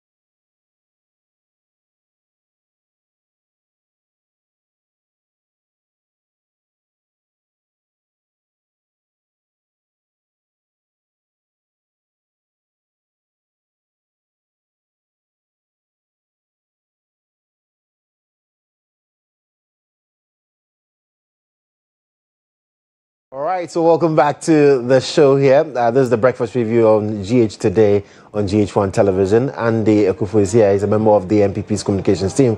Roger T.D. Wills is also a member of the NDC's communications team. We're having conversations on national issues. And before we went on that break, we're talking about the road conversation and the committee report. We heard from Andy. He says, well, what is currently happening in the NDC is their own words coming to bite them, especially when it comes to the sole source and the commentary they made prior to the election. Roger. Yep. See, this MPP and then the shenanigan tactics. You said you are better managers of the economy. Yes. This one, Ghanaians would pass the verdict. Let's take where you left the city and where the city is now. Fuel prices now. Inflation now. You will talk about it trickling down into the life of the people. Now let's go to the market. Bag of rice under your administration. Bag of rice now. Oil, the yellow gallon. Under your administration, the yellow gallon, that is popularly termed as Kufuor gallon, was 1,400 in the market. As it stands now, which market do you buy from? My brother, tell me, when you are talking, should I give you pen and paper? You see, under your administration, the oil that sold 1,400 under this current administration is around 450, 550 cedis. Iron rod that sold 9,700 per ton currently is 6,500. The better managers of the economy, we have the men, as if it's a Black Star line-up going to play a tournament. And you come and sit here and say you are better managers. This is the time you guys, including your flag bearer, organize yourself, sit in a classroom and call for Honorable Atuforsin to come and give you a lecture for free. If you wouldn't make time, I'll be there to school you guys on how to run an economy or take Economy 101, Introduction to Economics. See, when it comes to management of an economy, it is not eating or bread and butter. There are certain things you do that has to trickle down into the life of the people. Under your 8 years, all we saw is taking a bee economy to a Bola junk state. Is that management? When we meet, as a political party, I think you stop talking about economy and now doing IT. Who advised you? So when you are coming, talk about IT. Please, stop the economy issue. You were also saying that you are 100% confident. Yes. That you will win coming election 2028. I'm not surprised with your confidence. Because looking at the level at which you were so confident in presenting Bawumia again, I'm telling you, the devil is even confident that on the day of judgment, he will go to heaven. So I'm not surprised of your level of confidence. But it is entitled to you and your political party. The power resides in the Ghanaian. That would decide whether we want the NDC to continue or the NDC to leave power. But as it stands now, based on empirical facts, Ghanaians have tested both political parties. They are also seeing, you see, gone are the days when politics was centered and built around those kind of philosophies, rhetorics, and people didn't know what was transpiring. But in this age, this advent of technology, where someone could sit down and, even on TikTok, things that were in English translated in Hausa, Ewe, Fafra, Dagbani, Dagoba, and other languages. No, society is awake. We are awake from the era of dark slumber. So Ghanaians know what is actually going on in the country. They will decide. So your degree of confidence, keep it to yourself and work towards trying to move your 38% to maybe 40%. But I can assure you that coming election 2028, you will not get anything past 28%. You will not get anything past 28%. Who? He also made mention of his road. When they were in government, he said Akufo-Addo added significant improvements to this country, and then his road now is sport. When they were in power, it was done. If you were able to sit on TV to say that they constructed a road under your administration, and just 2 days after you left power, the road is sport, it indicates that your administration was not competent enough. They did a shoddy job. It means that you supervised a shoddy work, and you have wasted the taxpayers' money. This is a critical issue you should think of. So go and come again with that related issue. I will not add more.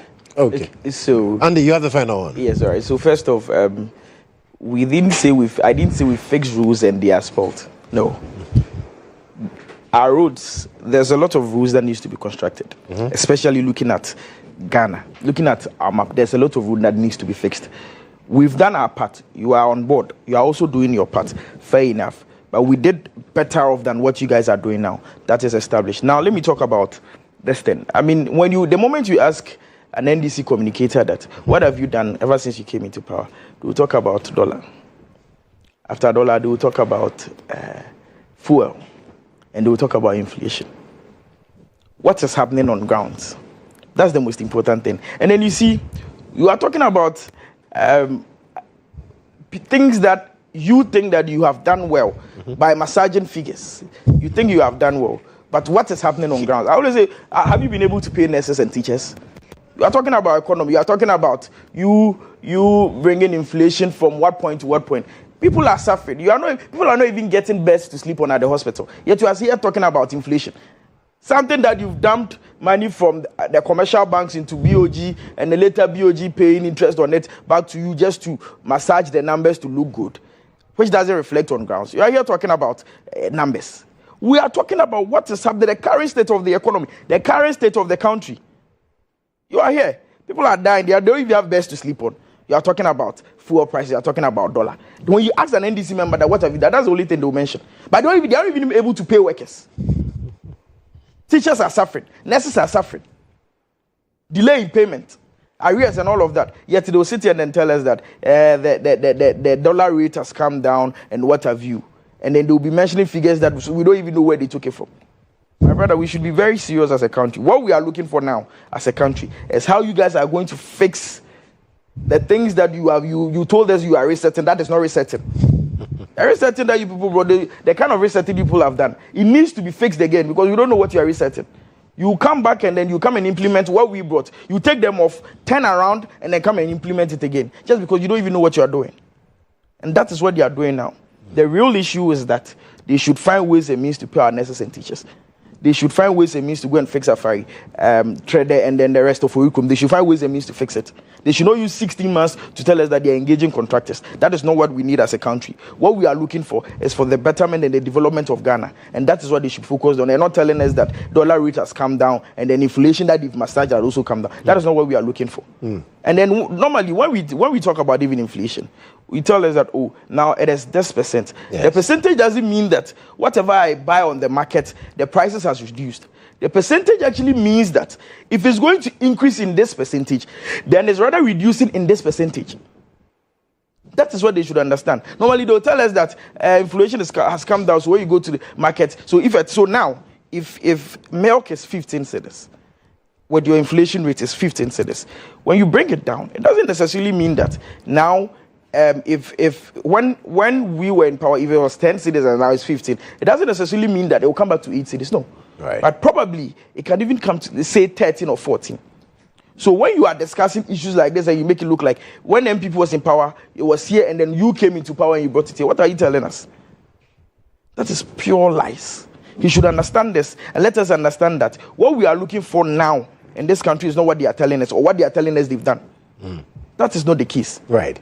And what peace index? We seem to be dwindling on that index as well. Okay, so I think in 2024, yes, we were around 55th, I think 55th, and now 61st or so.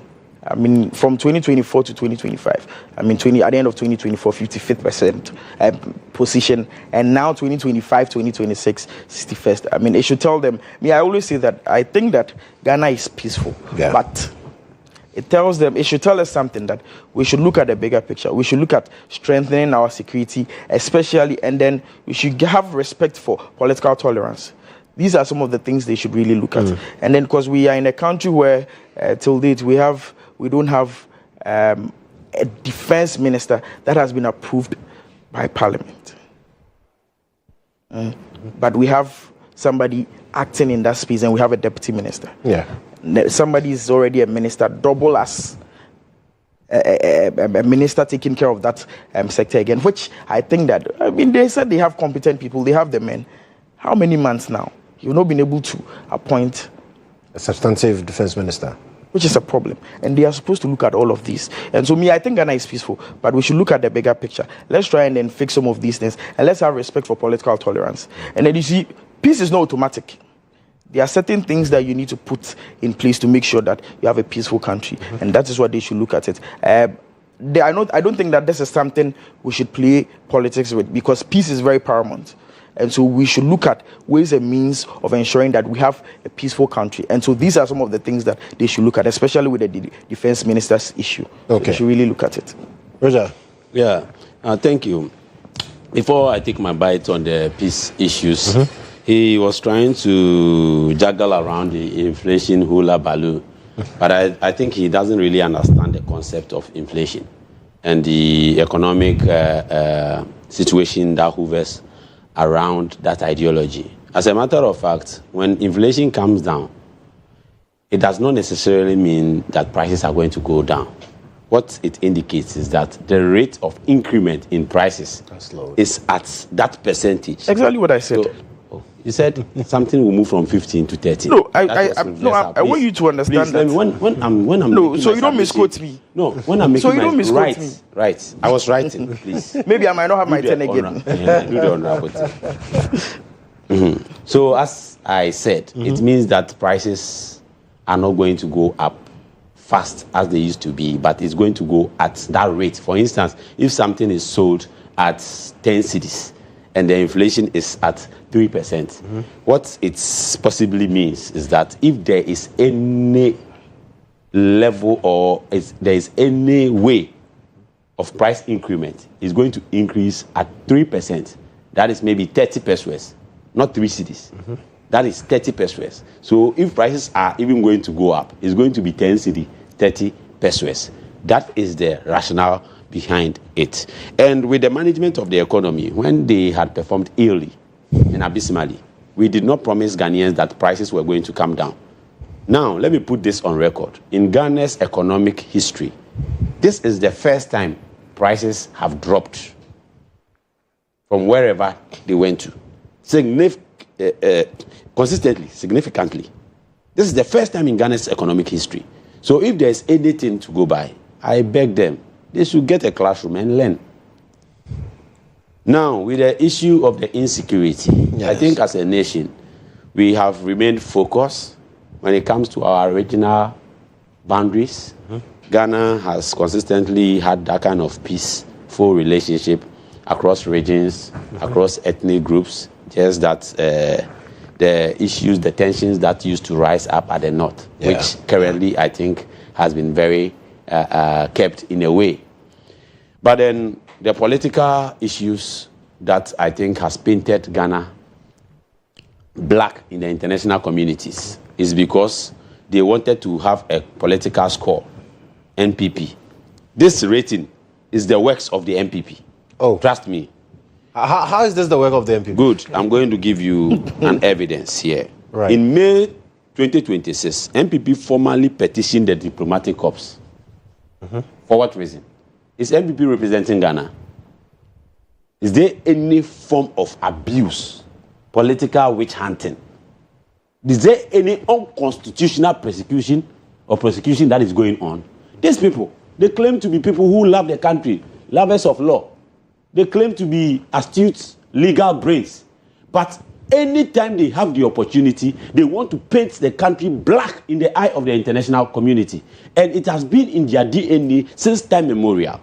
In the days of Kwame Nkrumah, these same people, their forefathers, I mean their grandfathers, J.B. Dankwa and the likes, they wrote a letter to the British Queen.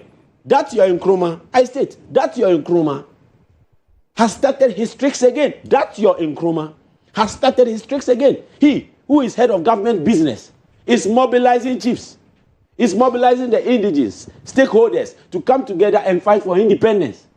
This is criminal. Look at the kind of picture and image they painted against Ghana and Nkrumah, which brought a certain perception in the eyes of the international community.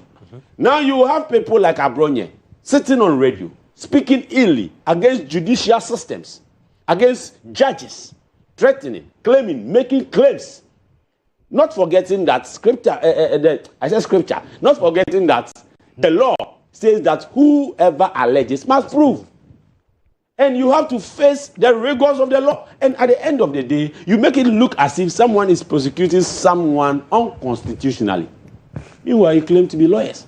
You get someone picked up by Yoko for investigation, and you get renowned astute lawyers who are parliamentarians hold their hands as if they are KG people going for sports at the park and march from parliament, unconstitutionally goes to demonstrate, sending or indicating an ill signal to the international community that people are persecuted without a cause.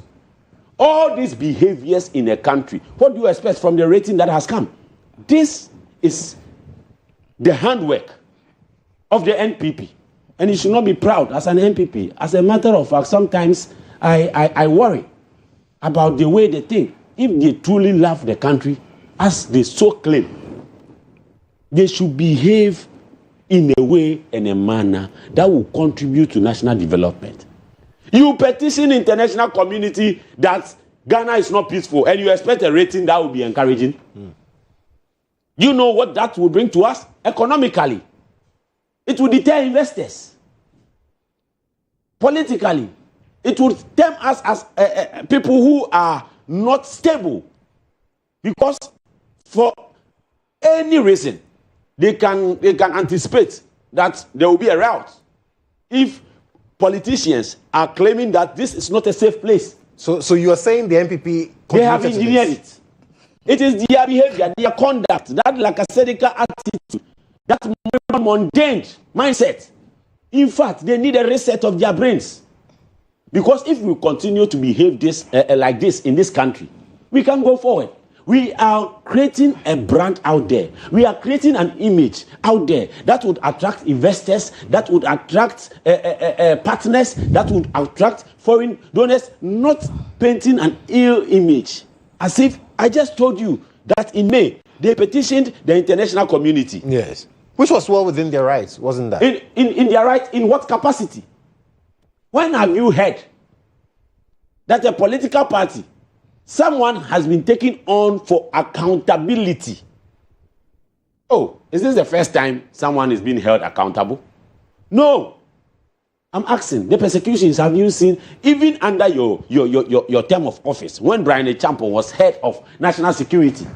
We had people violently abuse sitting MPs at Ayawaso. Who petitioned the international community? Who petitioned the international community?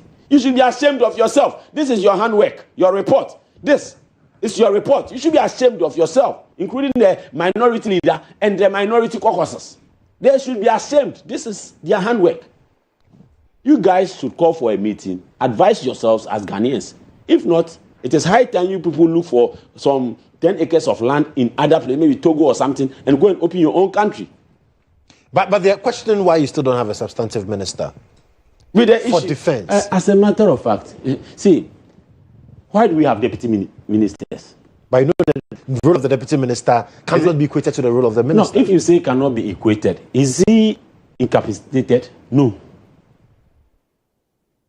No. We have a deputy minister. But the deputy minister cannot take decisions for the ministry. Oh, who said? In the absence of a substantive minister, the deputy minister can take decisions. No. Wait. In the absence, listen, wait. In the absence, wait. The deputy minister cannot go for cabinet meetings. No, he will not go for cabinet. Exactly. That is why the finance minister. minister. No, that is why the finance minister is acting. Now, whatever decision that goes on, the finance minister is acting. You get it? Yes. And they are in constant communications. Roger, finance minister Briefly. is not the defense minister. He's so acting. Why don't we have? No, is it unconstitutional for no, him I'm to asking, act? what is taking long to have a substantive No, defense is it minister? unconstitutional for the finance minister to act? It is the No. constitution that says we can have a minister for defense, a minister for finance. With the parameters. Yes. That was used in achieving or realizing this rating. Was the appointments of a minister part of these parameters? No. It's all about security in the country. It's all about the atmosphere created in the country. As a matter of fact, the finance minister is doubling as the defense minister. Is this the first time someone is doubling as a minister? It's not the first time. I'm just asking. This is not the first time. When are we going to have the minister? No, that is a shot or a call that the president will have to do. Right. But as it stands now, since the president knows that everything is in line with his plan and his vision as a nation, and we are achieving success, let's allow it to play. Okay, Andy, let me give you the final word. Quickly. Andy. Right. Thank you very much. I think that this is typical of the NDC. The usual propaganda. I mean, so I'm not surprised at all. That's typical of the NDC. But the truth remains that you don't have a substantive minister. And it's affecting us as a country. You are seeing that the minister doubles as a finance minister, doubles as an acting minister. And so he's taking decisions for both. It doesn't mean that you don't have competent people in the NDC who can work in their capacity as a defense minister. And so we have to have a finance minister who doubles as a minister for defense. That is okay. And then, you see, he made mention of Abronye's issue. Yeah. So if I sit here and say that we're a political journalist, is that a criminal offense? I don't think it's a criminal offense. This is a civil liability. I don't think it's a criminal offense. Right. And so when you are taking a country into a ditch, when you are taking a country into a place where we no longer belong, we cannot have a voice to complain, and you think that that is what is affecting our peace rating, they should sit up as a country. That is what they need to know. And it's not about the noise and it's not about the propaganda, but these are real facts and real issues. When NPP was in power, you never saw Gertrude Isaba Tokonu in any of NPP's meeting, whether funeral, gathering, or whatsoever, as a Chief Justice. But what do we see now? And they think that everything is okay as a country. And that's why I was saying that we should look at building strong institutions. We should look at tolerating political views. Right. That is what they should be looking at. Right. And building a security system where every Ghanaian will feel safe. And that is what they should focus. And not NPP petitioning international community. Do the right thing and let's fix the country. Roger, 30 seconds. Let's end the show. See, it's quite sad if we want to sometimes amuse ourselves and pretend reality is not reality. You see, a Chief Justice is a Chief Justice. It doesn't mean he can't have a social life. And especially when issues of national interest. When I say national interest, especially with from where he is coming from, I've seen the Chief Justice in Canada. With the Vice President. I've seen pictures, whether with the Vice President or with whatever Ghanaian. You tell someone also no mame. Wait. In terms of being a Ghanaian, he's a Ghanaian. He's a Ghanaian. He goes out there for the love of Ghana Black Star going to play, which is part of us as a country. Roger, we need to go. Good.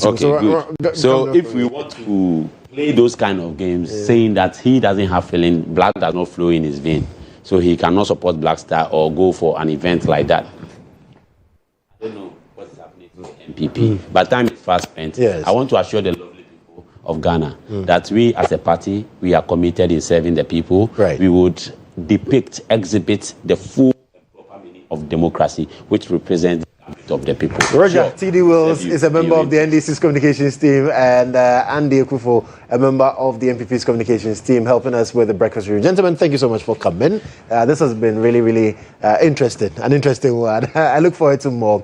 Well, we'll take a breather. We'll return with more conversations for you.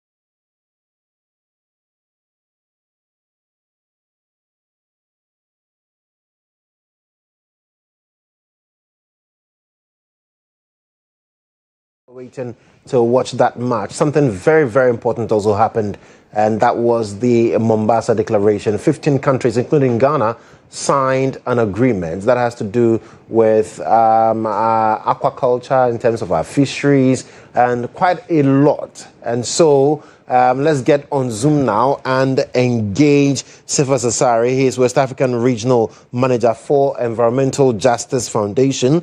He's a researcher, a marine conservationist, ocean governance expert as well, joining us to have this particular conversation. Now, this took place at the 11th Ocean Conference, and so it's very important that we get to have this conversation, get to know exactly what this means for our marine and fisheries sector as well. Sefas, thank you so much for joining us. Thank you for having me. Fantastic. Right. So yesterday we signed the Mombasa Declaration in Kenya. How significant is this particular agreement? Yeah, thank you for that. And for me, I think it was a lovely sight to see, seeing countries agreeing to enhance transparency in terms of ocean governance. And what this means for Ghana is that we are taking the bold step to reclaim our fisheries from plundering, from looting. And to put it in perspective, illegal fishing in the coast of Africa cost us around 13 billion annually. And globally, it's estimated at 23 million. So that tells you how much Africa is losing to illegalities. And the only way we can address illegalities is ensuring that the ocean activities is transparent. We know who is fishing where, when, and what they are fishing, for us to be able to address the illegalities and ensure that the ocean resources in Ghana benefit Ghanaians.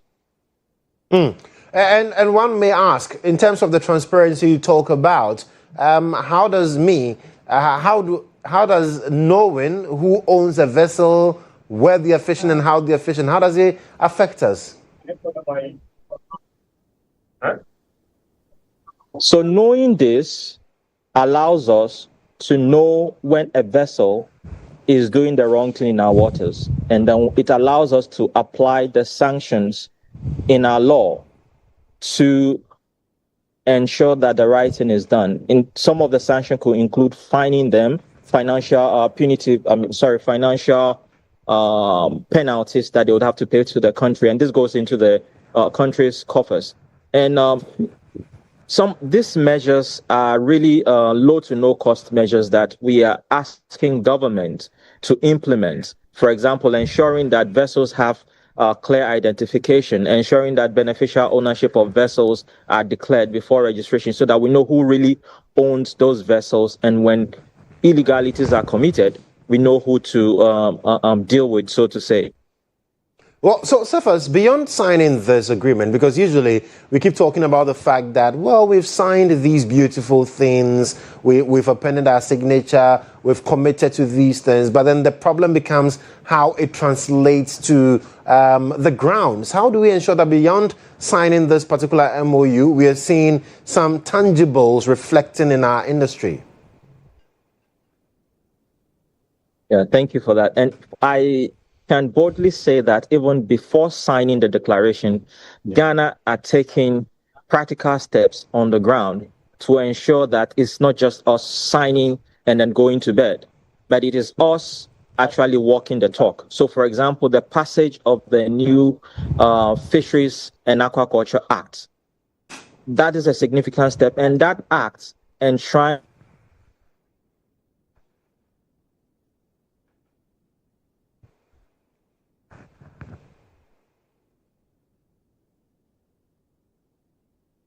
Well, looks like we're battling a bit with Cephas's connection.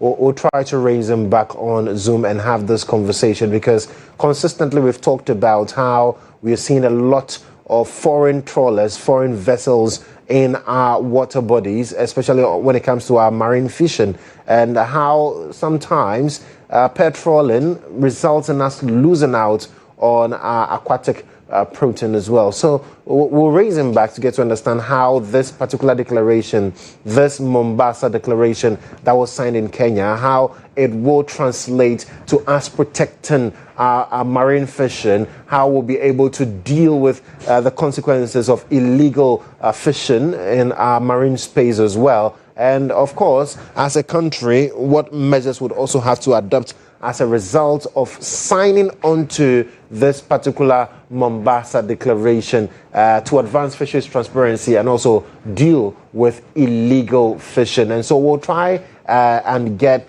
him back on the lines, and so that we can wrap up this conversation. But the news is that, as of yesterday, Ghana has officially signed onto the Mombasa Declaration at the 11th Ocean Conference in Mombasa, Kenya.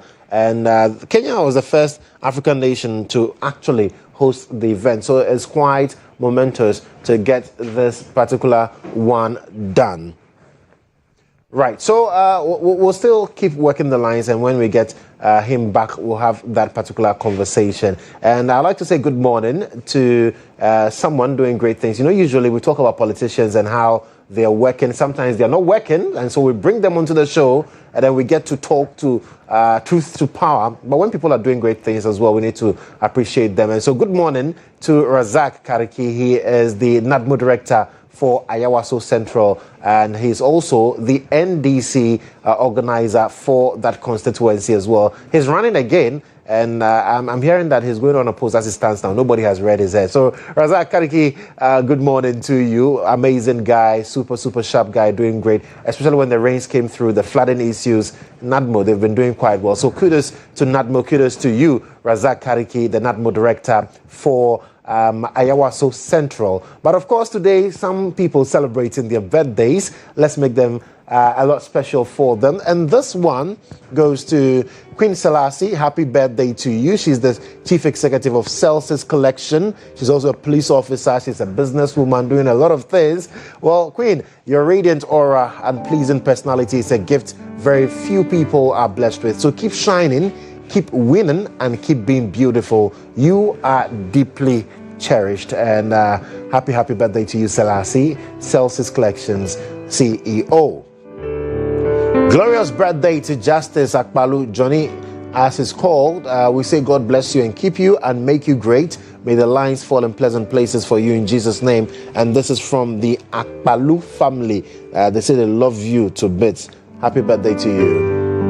Happy birthday to Professor Michael Poku-Boensi, Director, Dean of the School of Graduate Studies at KNUST.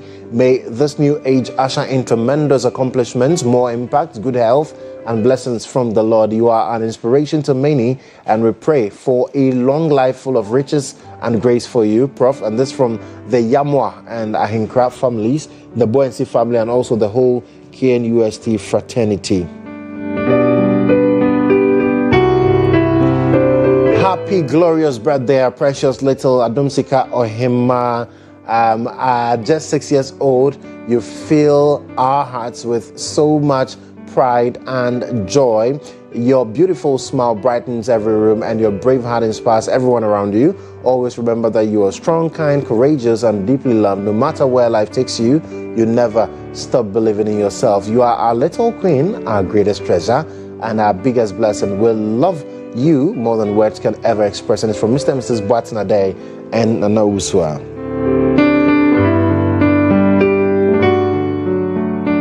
Happy birthday to you, Tony Asankoma. You have proven your worth. Time to celebrate your success. May this day mark the beginning of greater things to come your way. And that's from Lorraine here at GH1 TV to you.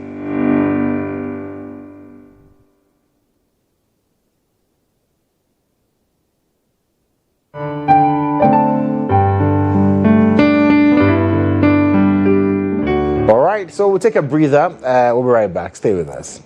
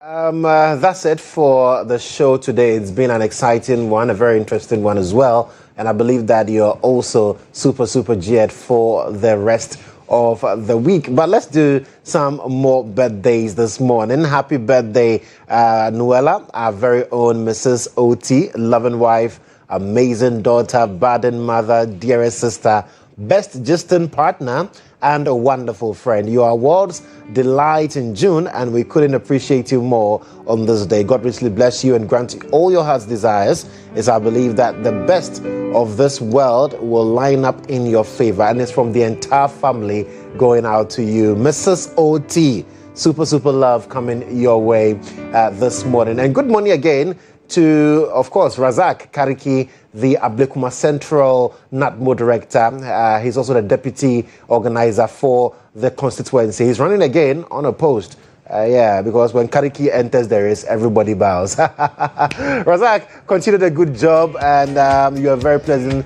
person. Do have a wonderful day as well. That's it for the show. Do have a great day. Hopefully tomorrow we are back here for God and for country. Good morning.